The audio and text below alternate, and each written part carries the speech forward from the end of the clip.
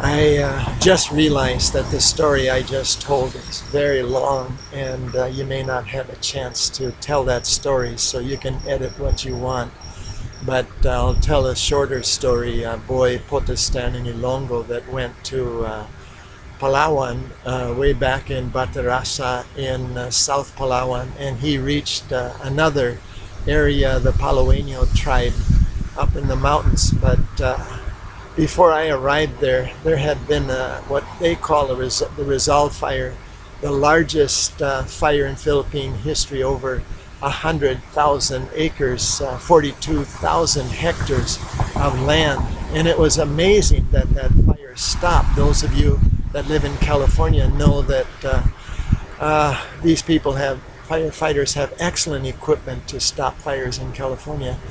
But it was reverse wind from the north, and very unusual wind, that actually stopped the fire. Some people were fearing that this could take out the whole island of Palawan. Well, how could the fire stop when the entire island suffered a severe drought? Well, anyway, I went with this pastor up into this area after this happened, about 2 or 3 weeks, and we saw the fire line. Everything had been destroyed. But I can't forget the story that he told me in this one area that he pioneered. And again, the church was 2 or 3 years old, and he was not there at the time of the fire, but the people came out of their houses in this little village, and at 1 o'clock in the afternoon they saw this huge wall of fire coming directly for them. And the Christians felt the safest place had to be inside the house of God.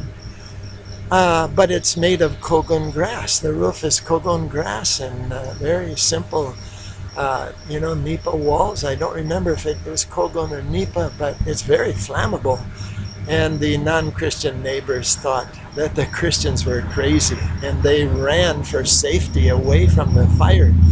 But in the mountains, sometimes because of strong cross winds, the fire does split, but it's very seldom.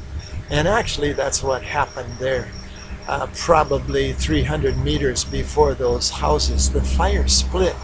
And as the people were praying in the church, the fire came as close as 70 meters on one side and over 200 meters on the other side. Even though it was that far away, it was very hot.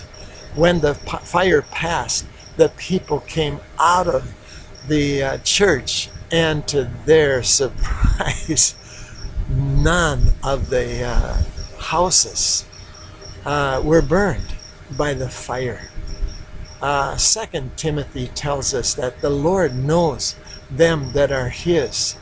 I don't believe that any outsider had ever been to that area except boy Potestan, and if he had invited a guest.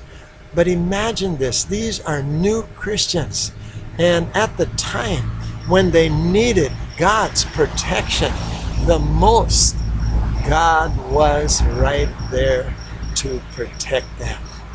And thank God He is building His church. And what a great privilege to partner with Filipinos throughout the Philippines, up in the Ilocano country, naimbang malim kakapsat agyamanakta adaag ditoy.